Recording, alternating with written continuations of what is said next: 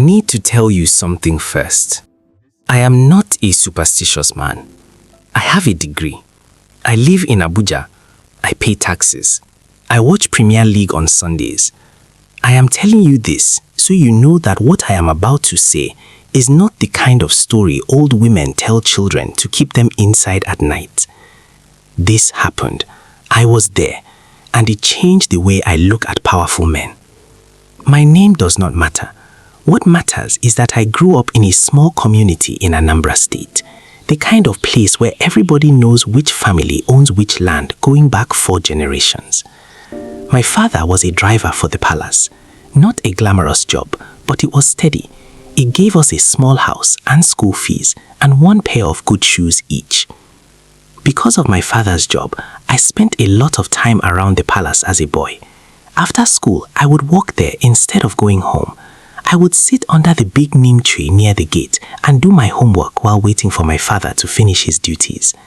The older guards would sometimes give me groundnuts. I knew every corner of that compound. That was how I came to know Obinna, and that was how I came to see what I saw. The Igwe, our king, was a quiet and respected man.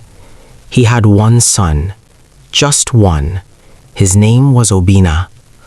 Obinna was a kind of man that a town builds its hope on. He was tall, the kind of tall that fills a doorway. He had gone to university in Lagos and come back with smooth English and a wardrobe that made the other young men in our area look at themselves differently. When he walked into a room, people adjusted themselves. Women smoothed their wrappers, men sat up straighter. He gave money to boys kicking ball in the road. He shook hands with old farmers and asked about their harvest like he meant it. He took photographs with grandmothers who had never held a phone before and showed them the picture and laughed when they screamed in delight. People said he was the future. There were campaign posters of him on the main road, even though no election had been announced yet. His face was everywhere. The smile, the teeth, the clean agbada. I was maybe 13 when he came back from Lagos.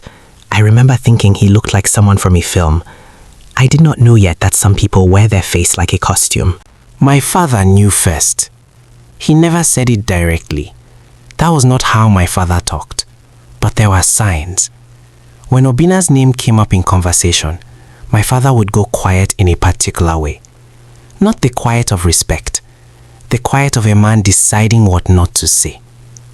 He stopped letting me sit near the main building when we were at the palace. He moved me to the car. "Do your work here," he said. I thought he was being strict. Later, I understood he was protecting me from seeing too much, too soon. The things I saw anyway were enough. It started with a woman named Mrs. Okafor. She sold fabric in the main market. A wide, loud woman with a laugh you could hear from the next street. She had a store she had run for 15 years. Good business. Everybody bought from her because she never cheated on measurement. Obinna came to her and asked her to donate to his youth empowerment project. That was what he called it, youth empowerment. He had a paper with a figure already written on it. The figure was not small. Mrs. Okafor said she would think about it. 3 nights later, her stall burned down. The fire started from the inside. She had no enemy. She had no gas inside that store. There was nothing inside that store that could start a fire without help. The police came, looked around, wrote something in a book and left. Mrs. Okafor rebuilt a smaller store and donated the money. After that, other traders donated without waiting to be asked twice. Then there was a farmer named Mr. Dyke. He had a land dispute with Obinna's people. The land had been in the Dyke family since before I was born. There were witnesses, there were documents. In a fair court, he would have won without trouble. The case never reached a fair court. Police arrived at his compound with papers written in English he could not read. They said the land was under acquisition for community development. He resisted. He was arrested. He spent 11 days in a cell. When he came out, he was a different man, thinner, quieter. He never went back to that land again. Obinna built a personal guest house on that land. He called it a community rest house. It had a generator and air conditioning and a fence with broken bottles on top. no community member ever rested there. I want to pause here and explain something. These things I just described, the burnt stall, the stolen land, the police as personal weapon, this is not unusual in that part of the country. This is almost normal. People with money and position do these things, and everyone manages it by pretending it is just how things are. So when the girl started disappearing, the village managed it the same way. One at a time, quiet, from poor homes, always in the evening. The police said they went to the city to find work. Some parents accepted this because they needed to accept it. Some did not, but had no place to take their grief that felt safe. Obina's name was never officially connected. But you know how in a village, people know things they cannot say out loud. The way everybody was not saying his name was itself a kind of saying. The night I saw him was a Thursday. My father had a late pickup. Obina needed to be collected from the palace at almost 10 at night. I had fallen asleep in the back seat, and my father let me come along rather than wake me and take me home first. We parked at the back of the compound near the staff entrance. My father went inside. I sat in the car. The compound was wrong that night. I cannot explain it better than that. It was too quiet. Not the quiet of people sleeping. A different kind of quiet. The kind that sits in the space after something bad has happened, or just before something bad is about to. There were no guards at the back. Usually there were always at least 2 men somewhere near. That night, nobody. I got out of the car because I needed to urinate. I went toward the edge of the compound near the old shrine house. The shrine house was a small, dark building that had been there since before the current palace was built. Old thatch roof, low door. Nobody used it officially, but nobody removed it either. Some things in Igbo land you do not remove even when you stop believing in them. That was when I saw him. He was sitting on a low stool behind the shrine house. Just one small kerosene lantern near his feet. He was in a plain white singlet and trousers. No agbada, no performance, just him. There was a bowl in front of him. Wide, dark clay bowl. I thought he was eating late. I thought I had stumbled onto something embarrassing and private, and I started stepping back carefully, not wanting to be seen watching the prince eat alone at night. Then I heard this sound. It came from the bowl. Small and wet and struggling. The sound a person makes when they are trying to breathe and something is stopping them. I know what that sounds like now. I did not have a word for it then. I just knew my body understood it before my mind did, because my legs stopped moving and my stomach dropped and every small hair on my arms lifted. Obina leaned forward toward the bowl.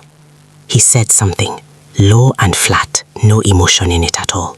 He said, "You should not have said no." Then he reached into the bowl. I saw his hand go down and come up.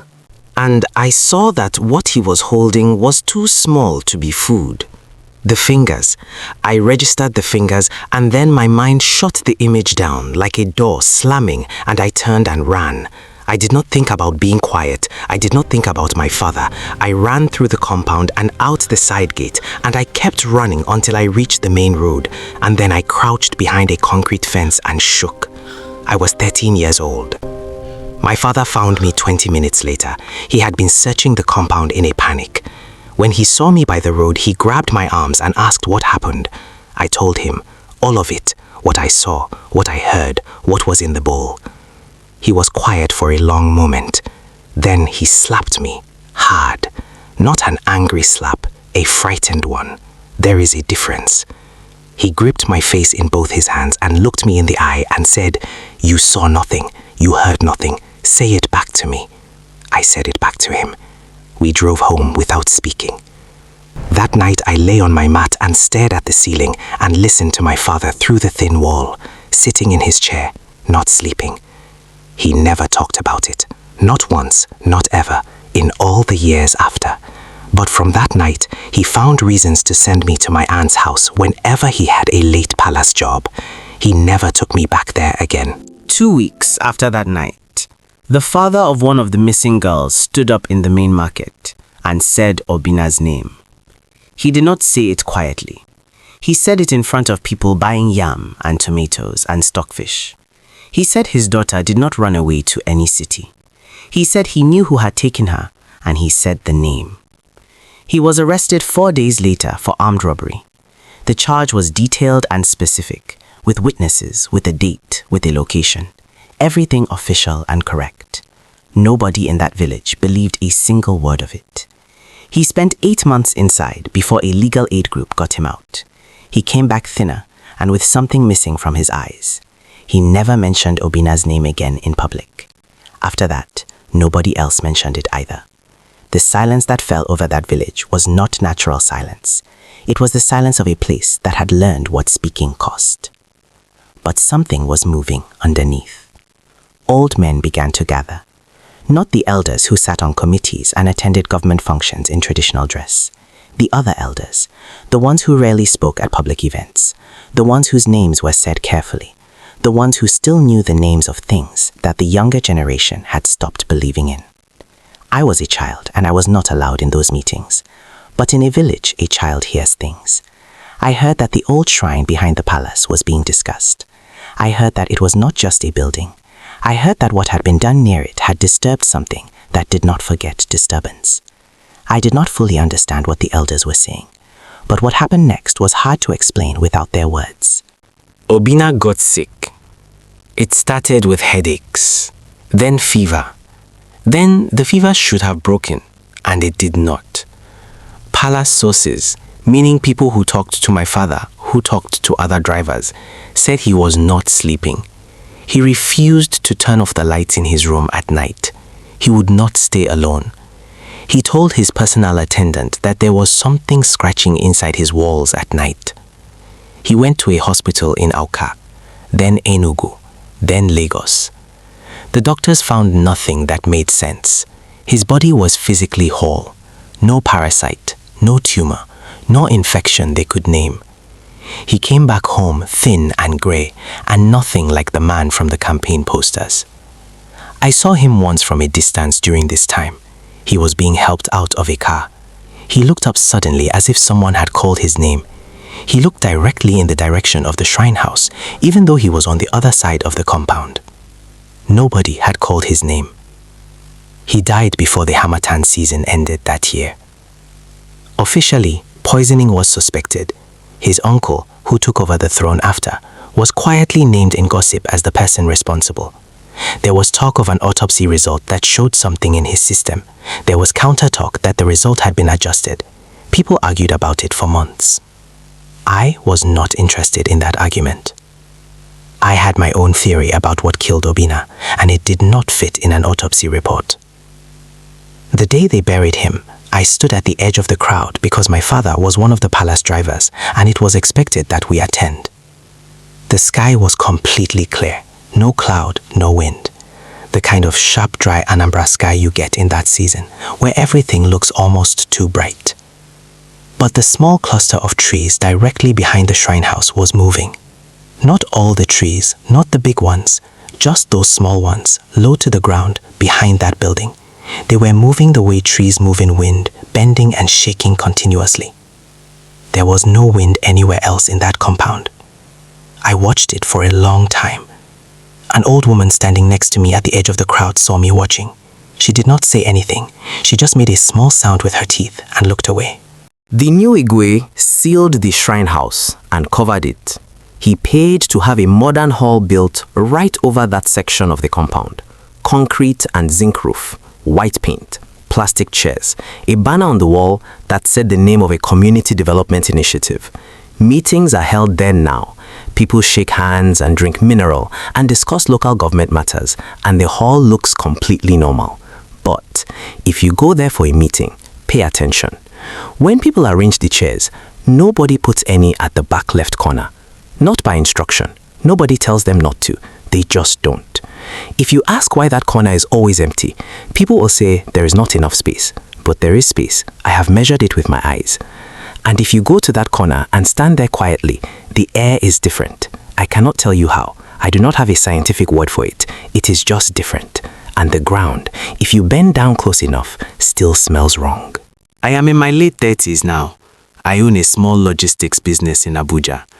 I have a daughter who is 9 and a son who is 6, and they go to a good school and argue about cartoons and steal biscuits from each other and make me tired and grateful every single day.